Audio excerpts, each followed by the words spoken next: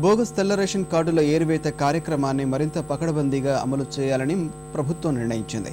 స్వచ్ఛందంగా కార్డులు అప్పగించేందుకు గడువును మరో 15 రోజులు పొడిగించారు. ఆ సమయం ముగిసినా కార్డులు అందజేయని ప్రభుత్వ ఉద్యోగులు, అనర్హులపై చట్టపరమైన చర్యలు తీసుకునేందుకు అధికారులు సిద్ధమవుతున్నారు.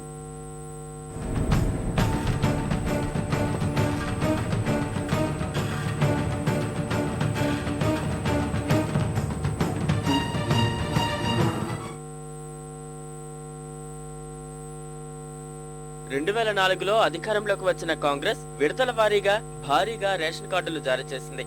అక్రమంగా కొందరు వీటి ద్వారా లబ్ధి పొందుతున్నారని గుర్తించిన ప్రభుత్వం 2009 ఎన్నికల తర్వాత ఏకీకృత విధానంలో బోగస్ కార్డుల ఏరివేత చేపట్టింది.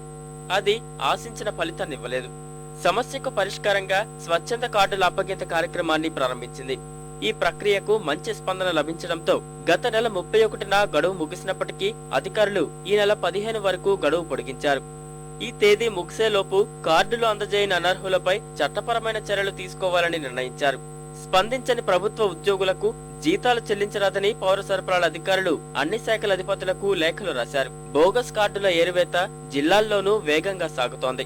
జిల్లాల్లో మొత్తం కుటుంబాలతో పోలిస్తే వేల సంఖ్యలో కార్డులు ఉన్నట్లు అధికారులు గుర్తించారు. ఇలా ఒక్క విజయనగరం జిల్లాలోనే 98,189 తెల్ల కార్డులు అదనంగా ఉన్నట్లు అంచనా వేస్తున్నారు. వీటిని తొలగించేందుకు చర్యలు తీసుకుంటున్నారు. ప్రతి శాఖ వారు ఆ ఎంప్లాయీ సమాచారం తీసుకొని తెల్ల కార్డు ఉంటే ఆ నెంబర్ మాకు తెలియజేస్తూ అది సరెండర్ చేసే పద్ధతి ఉంటేనే వారికి శాలరీ ఇస్తారు, లేకుంటే శాలరీ కూడా ఆపేయమని ఆ విధంగా ఆదేశాలు ఇవ్వడం జరిగింది. టైం ప్రకారం వాళ్ళు సరెండర్ చేయకపోతే ఇనెలిజిబుల్ పర్సన్స్, ఎంప్లాయీస్ కలిపి తర్వాత ప్రభుత్వ ఆదేశాల ప్రకారం చట్టరీత్యా వాళ్ళ మీద చర్యలు తీసుకోవడం జరుగుతుంది. స్వచ్ఛంద కార్డుల అప్పగింతపై ప్రభుత్వ ఉద్యోగుల్లో అవగాహన కల్పించేందుకు పౌర సరఫరాల శాఖ అధికారులు సమాయత్తమవుతున్నారు.